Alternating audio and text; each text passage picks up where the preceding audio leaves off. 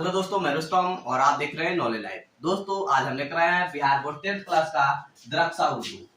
और आज हम लोग पढ़ेंगे चैप्टर नंबर 5 और ये है अफसाना नंबर 4। ये लास्ट अफसाना है हमारे 10th क्लास के द्रक्षा उर्दू का। अफसाना का नाम है आशियाना।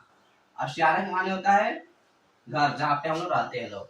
और इसके अफसाना निगार है निगार अजीम। तो सबसे पहले हम लोग निगार अजीम के बारे में तफसीली जानकारी लेंगे लोग। निगार अजीम का जो असल नाम है वो मलका महर निगार है। क्या है?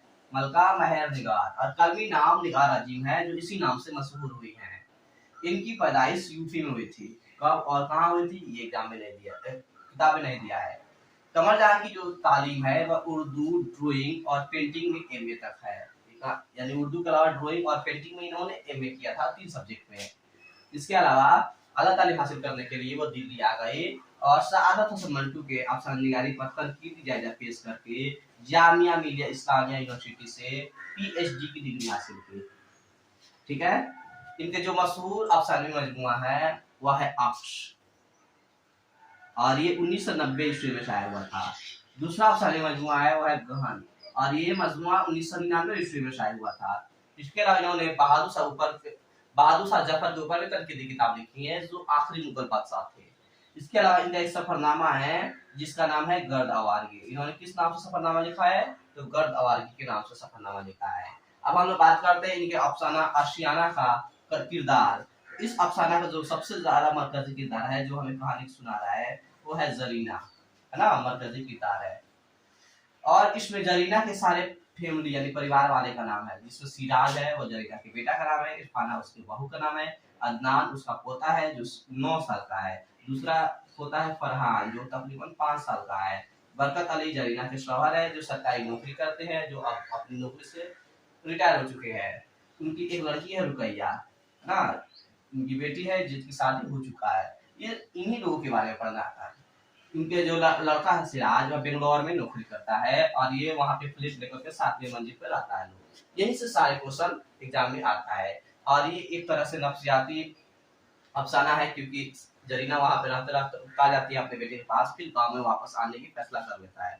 तो अब हम कहानी को शुरू करते हैं। आप लोग गौर से सुनिए। पेज नंबर 36, आशियाना। जरीना हमें कहानी सुनाती है। अपने बड़े बेटे सिराज और बहू इरफाना के साथ रहते हुए कई बरस बीत गए थे। हर तरह का सुख चैन था। यहाँ दोनों हर वक्त हर बात का ख्याल रखते। इनके बहू और बेटे बहुत ही नेक थे, जो अपने माँ बाप की बहुत खिदमत करते थे। हर तरह का ऐश व आराम और मोहब्बतों से नवाजते। 2 प्यारे प्यारे पोते भी अल्लाह ने अता किए थे। अदनान तकरीबन 9 वर्ष का हो गया था और फरहान अभी 5 वर्ष का था। अभी आप लोग बता दिए। क्या दोनों स्कूल जाते, दादा दादी से मोहब्बत करते, पोकेमॉन, ही मैन और ब्रेसलेट की किस्से सुनाते। यानी जैसे सीरियल चलता है बालवीर वगैरह, वैसे वो लोग सारे किस्से पढ़ते और दादा दादी को सुनाते। दूसरा पैराग्राफ है, लेकिन इन सब के बावजूद अंदर ही अंदर एक तरह का खालीपन, उदासी और उकटाहट से भरी रहती थी जरीना और बरकत के अंदर। कभी कभी ये उदासी घुटन बन जाती और ये सोचने पर मजबूर कर देती कि आखिर ऐसा क्यों। ये लोग इतना आराम से रहते हैं फिर भी ऐसा बेचैनी क्यों है। मेरे शौहर यानी जरीना के शौहर बरकत अली सिद्दीकी एक अच्छे आदमी पर फायज थे। अपना छोटा सा मकान था, अल्लाह का दिया सब कुछ था। हमारे 2 बच्चे थे। दोनों की परवरिश आला तालीम में। उम्र का पहिया इतना तेज चला कि एहसास ही नहीं हुआ कि कब बूढ़े हो गए। यानी ये लोग पहले गांव में रहते थे, है ना, ये दोनों बच्चों को पालते थे, लेकिन बच्चे बड़े हो चुके हैं। देखिए, रुकैया बेटी की जिम्मेदारी से सुरदोष हुए तो वे और सिराज की बेंगलोर में लगी तो अकेलेपन ने घेर लिया। यानी कि बेटी की शादी हो चुकी है, सिराज बेंगलोर में नौकरी करता है, घर पे सिर्फ जरीना रहती है अकेले। रुकैया अपने खानदान के साथ खुश व खरम और आबाद थी। शुरू में तो जल्दी जल्दी बेटी दामाद आते, लेकिन जैसे जैसे दिन गुजरे उनकी मसरूफियतें बढ़ी तो बस बतौर मेहमान आते हैं। यानी रुकैया बहुत कम आती है। सिराज और इरफाना जिद पकड़कर अपने साथ बेंगलोर ले गए। यानी कि बेटा का भी शादी हो चुका है और उसकी बीवी का नाम है यानी कि जरीना की बहू है इरफाना। ये सभी लोग जो बरकत अली जैसे ही रिटायर हुए, सभी लोग चले गए बेंगलोर आने के लिए। और वह आशियाना यानी वह घर जो हमने तिनका करके बनाया था, बेटे बहू की मोहब्बत में बहुत दूर छूट गया। बेटे बहू ने खिदमत गुजारी और दिलजुई में दिन रात एक कर दिए। कभी कभी हम दोनों मियाँ बीवी इस खिदमत से शर्मसार भी हुए। थे, बहुत ज्यादा खिदमत होता था। जब नाश्ते की मेज पर बहू स्लाइस और मक्खन की मोटी तह लगाकर पेश करती तो मैं भी ये भी मुस्कुराते और मैं भी हंस पड़ती और कहती, प्यारी बहू रानी, इस उम्र में इतना मक्खन खिलाओगी तो दिल 10 बीमारियां और पल जाएंगी और तुम्हारा काम और बढ़ जाएगा। यानी इनकी बहू ब्रेड पर मक्खन लगा करके इन लोगों को खिलाती थी, बहुत इज्जत करती थी। ये लोग मस्ती भी करते। उनकी बीवी बहू कह रही है, अल्लाह ना करे अम्मी जान, बीमार हो आपके दुश्मन, ऐसा ना कहे, इस उम्र में खाएंगी नहीं तो ताकत कहाँ से आएगी, क्यों अब्बू जान? और अब्बू जान यानी बरकत अली मुस्कुरा पड़ते हैं। देखिए कितना अच्छा चल रहा है इन लोगों का जिंदगी। यह खाने पीने और फल फ्रूट से लेकर रोजमर्रा की तमाम जिम्मेदारियों और जरूरतों का वह पूरा ख्याल रखते हैं। कुछ वक्त पोतों के साथ बातें करने और उनके साथ खेल सीखने में गुजर जाता। सिराज ऑफिस चला जाता, बहू घर के और बाहर के कामों में मसरूफ रहती। नए जमाने के होते हुए भी वह पुरानी कदरों से जुड़ी हुई थी। वाकई सिराज की पसंद लाजवाब थी। सिराज ने इरफाना से अपनी मर्जी से शादी किया था। दोनों में कभी कभी तकरार भी होती, यानी कि सिराज और इरफाना में झगड़े भी होते, क्योंकि इरफाना घर की ना होकर तुम मुलाजमत करना चाहती थी, जबकि सिराज उसे गैर जरूरी समझता था। उसे अल्लाह ने अच्छी मुलाजमत और हर आराम मुहैया किया था और वह इरफाना को खामखा नौकरी के जोखिम में नहीं डालना चाहता था। इरफाना चाहती थी मैं घर के भी काम करूं और मुलाजमत भी, नौकरी भी करूं। सिराज कहता था इसकी जरूरत नहीं है। इब्तदा में शुरू में बेंगलोर आकर उनके साथ रहना बहुत अच्छा लगा और खुशगवार लगा। न खाने पकाने की फिक्र, न दाल लेने का हिसाब, न पास पड़ोस और न आने जाने वालों का झंझट। लिफ्ट से 7वीं मंजिल पर चढ़ते और उतरते। ये लोग कितने नंबर पे रहते थे लोग? तो 7वें मंजिल पर रहते थे लोग। किस फ्लैट पे कौन रहता है, क्या करता है, मुर्दा है या जिंदा है, कौन जाने। यानी किसी से शहर में कोई मतलब नहीं रखता है ना, सिर्फ आपके फ्लैट से मतलब। बहुत कोशिश करती बहू कोई काम करने दे, लेकिन वह हाथ ही न लगाने देती थी। दिल चाहता कि बरकत और सिराज की पसंद की डिश यानी खाना मैं भी बनाऊं, लेकिन इरफाना इतने प्यार से मना करती कि मैं खामोश हो जाती। जरीना खाना बनाना चाहती थी, लेकिन उनकी बहू बनाने नहीं देती। कहती, क्या मिजान, सारी उम्र तो हो गई आपको काम करते पकाते खाते, बस अब आपके आराम के दिन हैं। सिराज बताते हैं कि आप बहुत काम करती थी, बहुत अच्छे खाना पकाती थी, लेकिन अब नहीं, अब मैं हूं ना, और मैं कुछ किचन से बाहर निकल आती। जरीना चुपचाप चली आती। देखिए आज की बहू सासू माँ से खाना बनाती है ना, और एक इरफाना है जो अपने सास को एक काम करने नहीं देती है। अगर क्या सिराज भी इरफाना की जुबान बोलने लगता है, अम्मी जान आप आराम कीजिए, आप काम क्यों करती हैं? इरफाना को परेशानी होगी तो नौकर रख लेगी। यानी इरफाना को भी अगर दिक्कत होगा, ज्यादा काम होगा तो नौकर रख लेगी, नौकर से करवाया जाएगा। हालांकि सफाई सुथराई, बर्तन झाड़ू और कपड़े धोने के लिए दो आया यानी नौकरानियां लगी हुई थी, लेकिन इरफाना खाना हमेशा खुद ही पकाती, अच्छा और जायकेदार पकाती, टेस्टी खाना बनाती। मुझे कई मर्तबा एहसास हुआ कि दो मुलाजमाओं को पैसा जाता है, ये छोटे मोटे काम तो घर के काम तो मैं भी कर सकती हूँ, लेकिन सिराज और इरफाना ने इस तरह कभी नहीं सोचा कि मैं काम करूँ। जरीना कहती कि मैं ही काम कर देती, नौकरानी को हटा दिया जाएगा, बेकार में पैसा खराब होता है, लेकिन उनके बहू और बेटे नहीं चाहते थे। उन्हें तो मेरा आराम बेहद पसंद था, और आज की बेटे और बहू को बैठना पसंद नहीं है माँ बाप का, है ना। कभी किसी काम के लिए मुलाजिमा को टोकती कि सब्जी ऐसे धो, फ्रिज में ऐसे रखो, कपड़े ऐसे फैलाओ, सफेद कपड़ों के साथ रंगीन कपड़े ना धो, तो सिराज फौरन बोल पड़ता, अरे अम्मी ये दर्द आप सर क्यों मोल लेती हैं? इसके लिए तो आपकी बहू ही काफी है, आप क्यों परेशान होती हैं? आप अब मैं समझाऊं कि मैं क्या समझाऊं कि मैं परेशान नहीं हूँ। यानी जब नौकरानियों को डांटती तभी वो बोल पड़ते कि आपको ये भी करने की जरूरत नहीं है। हालांकि जनता सोचती कि मैं परेशान नहीं हूँ, इस घर पर अपना हक समझती हूँ, ये मेरे बेटे और बहू का घर है, ये घर पराया नहीं है। सफाई सुथराई या घर के काम काज पर मैं नजर नहीं रखूंगी तो कौन रखेगा? आखिर मैं घर में की सब बड़ी हूँ, बहू पर अभी से इतनी जिम्मेदारियां ठीक नहीं, लेकिन मैं ऐसा कुछ भी नहीं करती, बस खामोश हो जाती। जरीना आपने सोच रही है, बुढ़ी हो चुकी है, सोचती है मैं घर की जिम्मेदारी पर कंट्रोल रखूं, वो जैसा चाहती है वैसे करे। बूढ़े लोगों की आदत होती है ना, वो हर बात में अपनी टांग आना चाहते हैं कि जैसा मैं कहता हूँ वही सही होगा, वही होना चाहिए, ये चाहे गलत हो चाहे सही।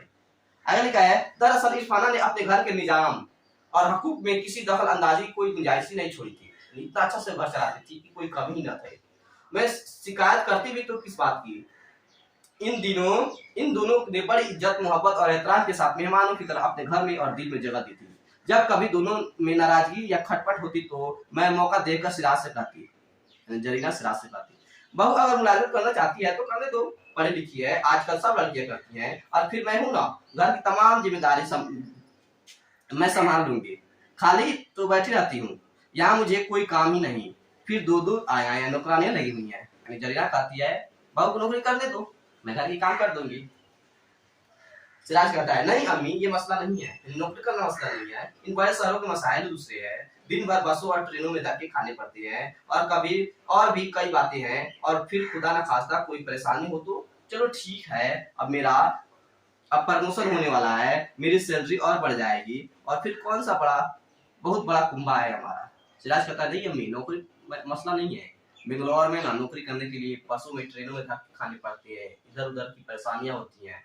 फिर सोचता है, कहता है थोड़ी देर बाद कि मेरा तो प्रमोशन हो रहा है और मेरा सैलरी और बढ़ जाएगा, और हम लोग का इतना बड़ा फैमिली थोड़े है कि ज्यादा पैसा लगता है।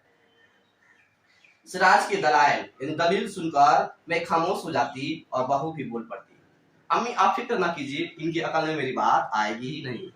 तीनों आपस में गुफ्तगू कर रहे हैं। यूं दिन तो बहुत आराम से गुजर रहे थे, लेकिन दिल की नैया डोलती रहती, यानी जरीना को और बरकत को अंदर से सुकून नहीं मिलता। बरकत भी बेटे के यहाँ बजाहिर खुश और मुतमईन नजर आए, लेकिन इनकी बेचैनी मेरी नजरों से पोशीदा न थी। मैं बरकत के मिजाज को बहुत अच्छी तरह जानती थी, लेकिन एक अनजाना सा खौफ मुझे उनके दिल के तारों को छेड़ने से रोक रहा था। मैं इसमें रत्ती बराबर भी शक नहीं कि हमारा बेटा और बहू बहुत लायक और बाअदब और हजारों में एक थे। हमें तो उन फर्क होना चाहिए था, इनके गुण बयान करने चाहिए थे, जैसे इरफाना अपने सहेलियों से हमारा गुण गाती है। इरफाना अपने सहेलियों से अपने सास ससुर की बहुत तारीफ करती थी, अपने घर की बहुत तारीफ करती थी। ये भी सोच रही है कि मैं भी अपने बहू की तारीफ करूँ, लेकिन किससे? बूढ़े लोगों को ना उनके बूढ़े साथी चाहिए, उनको घूमने के लिए जगह चाहिए, है ना। बूढ़े लोग शाम का महफिल चाहिए दुख सुख की बातें करने के लिए, लेकिन ये बेंगलोर में एक फ्लैट रहता है लोग, है ना, एक कैद की तरह। इसीलिए लेकिन हमें इतना मौका भी कहाँ मिलता था। फिर शायद हम खुद को ही नहीं समझ सके कि हम चाहते क्या है। अपना हाथ लिखा, हाथ अख्तियार, अपनी बादशाहत, हम उम्र साथी, ऐशो आराम, या फिर अपनापन। देखिए सबसे प्रॉब्लम यही है, बुरे लोग हो जाते हैं ना, तो अगर अपनी आजादी चाहते हैं, वो चाहते हैं कि जो मैं कहूँ वही होना चाहिए, तो अपने उम्र के लोगों से बात करना चाहते हैं, गाँव में रहना पसंद करते हैं। ये दोनों यानी जरीना और बरकत अली भी यही सोच रहे थे। इन्हें वहाँ पे अब उकताहट महसूस होने लगा था बेंगलोर में। अरे हम सब जब कभी एक साथ बैठते और पुरानी बातें छेड़ते तो मुझे एहसास होता बरकत के अंदर भी कहीं ना कहीं मायूसी पनप रही है, न जाने वो अब क्या सोचते रहते थे। फिर एक दिन एक रोज वह खुद ही बोल पड़े, जरीना से बरकत कहने लगे, थक गया हूँ मैं आराम करते करते और किताबें पढ़ते पढ़ते, मुझे यहाँ आने के बजाय कहीं काम या नौकरी करना चाहिए था। शायद हमने यहाँ आकर गलती की जरीना। देखिए लो, इस कहानी में जो मरकजी किरदार का एक ही बार नाम आया है जरीना का, यही है, हिसाब लगा लीजिए। कह रहे ये हमारा घर नहीं है, ये तो बेटे और बहू के घर है, हम तो इस घर के मेहमान हैं, और मेहमान लिखा है तो दिन 2 दिन का होता है, वर्षों का नहीं। इसी मेहमानी में 2 बरस गुजार दिए हमने, यानी कि बरकत और जरीना कितने साल तक बेंगलोर में रहते हैं? 2 साल तक, और ये उतार चुके हैं अब, है ना, बैठे बैठे। बहुत हुए 2 बरस, अब मैं बीमार सा हो गया हूँ, क्या तुम अपने बेटे बहू को छोड़कर मेरे साथ अपने छोटे से घर में वापस चलोगी, जहाँ तुम पकाओगी और मैं खाऊंगा, चट्टी रोटी ही सही, अपना पड़ोस होगा, शाम की महफिलें होंगी, और फिर बेटा बहू छूट थोड़े ही जाएंगे, हम सब आते जाते रहेंगे। किसने कहा? बरकत ने जरीना को समझाते हुए कहा, यानी अब दोनों फिर वापस गांव में जाकर रहना चाहते हैं।